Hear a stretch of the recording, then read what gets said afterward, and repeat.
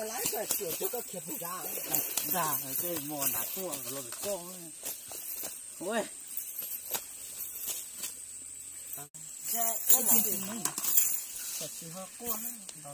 gì đó chị làm phải nó cũng đau dài mắt này khác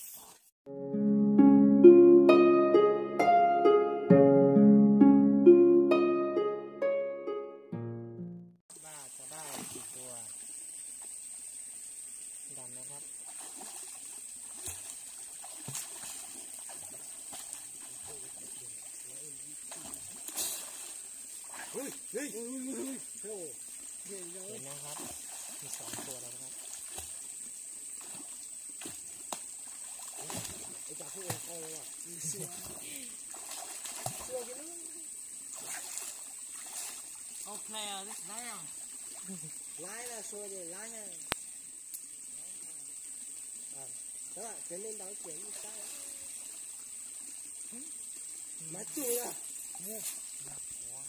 ไม่ได้เลยนะครับคู่นี้ไม่มันบ้านแหไม่เก่งนะครับคนนี้ไม่เก่งอ่ะคนนี้มันกระตักเกิน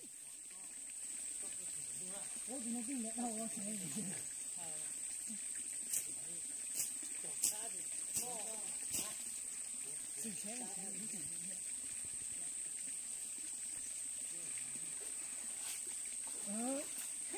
่ไล่กัน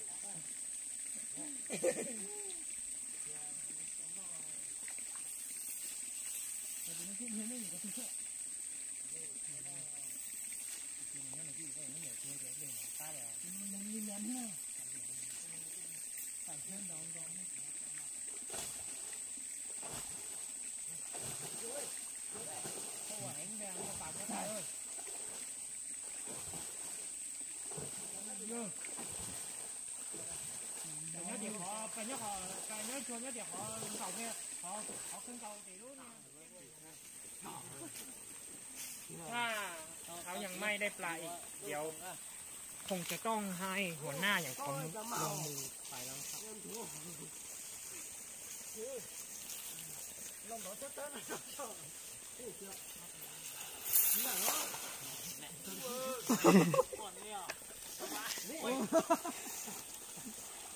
โอ้ไม่ได้หรอกอุ้ยโอ้มาได้หรอฮะ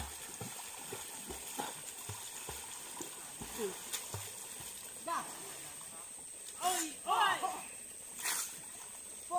ยปีใหม่แล้วครับบ้าทำวิธีต่อไปนี้มันจะได้กินไหมตัวสาวตัวนั้นเอาไปเป็นแบบอย่างก็ได้นะครับถ้าใครที่ยังไม่รู้ตัวที่มันตีแล้วก็จะเป็นบทเรียนนะครับโอ้ตีก็เอาตีให้ว่าดูนะครับมันจะได้ดูนะครับตอนนี้จะได้เกี่ยวโอ้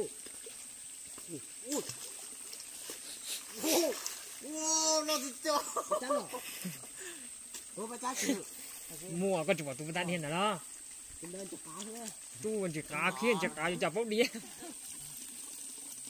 แล้วก็ชอบมาจ่าไอ้ที่สิจ่ามาหนอที่ตีเราเต่าเลย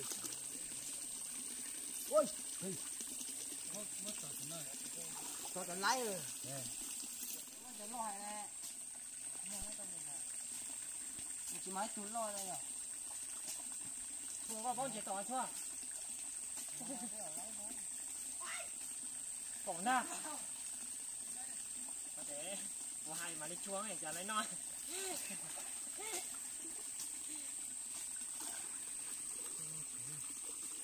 มามาเลยอ๋อว่าไม่ตั้งหรอของยันของเราโอ้เจ๋งแล้วจะไปเล่นไม่อายใช่ไหมขอลองมานะที่เล่นสมันจะเหนียวตัวเนี่ยโอ้ตอนนั้นจ้าจิตอนนั้นจะนี่ใจก็ไม่เล่นละกันเราหล่อที่จะนอนใต้ ขึ้นได้ดูนะ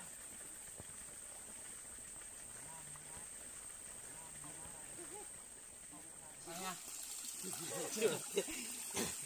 หญ่มากเลยนะไปเรื่องน้องสาวใหญ่มาก โอ้โอ้ลูกโคจะอะไรเหรอจะไล่ก็เสียก็เข็บไม่ได้ด่าไอ้หมอนด่าตัวเราไปก้องโอ้ยตั้งตีเหรอรวยอ๋อไม่จะนั่งนอนจีไม่รอดไม่ใช่ดิไม่ได้เสียต่อตัวเราอุดได้เขาอ่ะ แล้วที่ได้สองอ่ะ ทำไมได้โอเค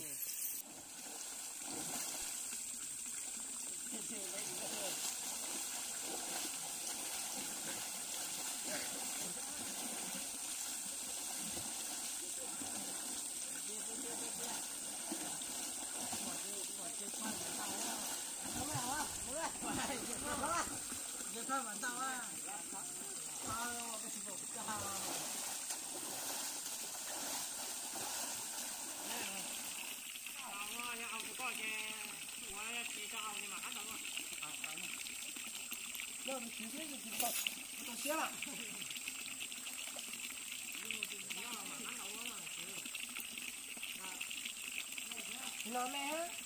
จีดูนอนจีนี่เนี่ย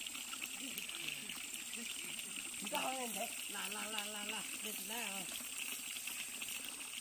你老多啊！เนี่ยนอกหลานอ่ะ 那蓝椒哦，滚！แต่นั้นเราอย่าประจันอย่า 人啦，回头来到这嘛，你这个就不装什么？什么呀？倒那好，那么倒呢？这我听听。แต่ที่เขากลัวนะโอ้เราจะตีเลยลูกเห็นไหมถ้าตัวแต่ที่ชอบแต่ลังเลยอ่ะเราจะขายจะไม่เปล่าเขาเดี๋ยวมั่วจะไม่ต้องไม่ทาน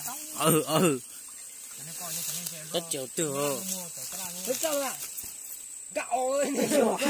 ตัวเจ๊ก็จะไล่มากูชวนไหนอ่ะเราจะตีลงจะตีเลยนี่ครับขนาดยาวสูงกว่าผมเลยโอ้ยสดๆแน่ก็จะเรียบปลาให้หน่อยจะสดๆแน่ใส่แล้วนี่我再来呀！再把毛学两顿。这可几毛了？你啊，ตีน้ำไปก็ผลได้ ใหญ่มากเลยครับ งั้นเราก็เน้นเลยใช่ไหม มัวเลยจ้ะมัวตัวเหรอ ลูกตีเฮ้ยนี่มึงจะเอา นี่ปะตังสู้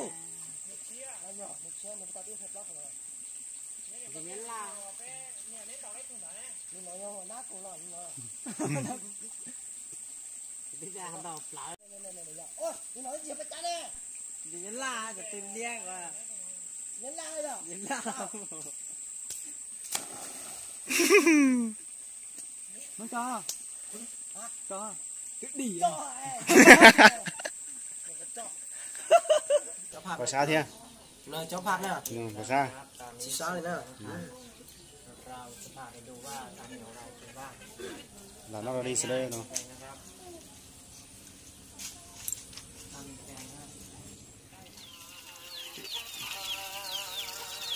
nó giờ bị thụt chun rồi tay bia từ từ nó mình chỉnh chỉnh chọn để sai á họ tụi hai đứa tụi nó mà mình chỉnh chỉnh thế đấy để thay thế này có tiếp kia nó mỏ tan chỉ tay đó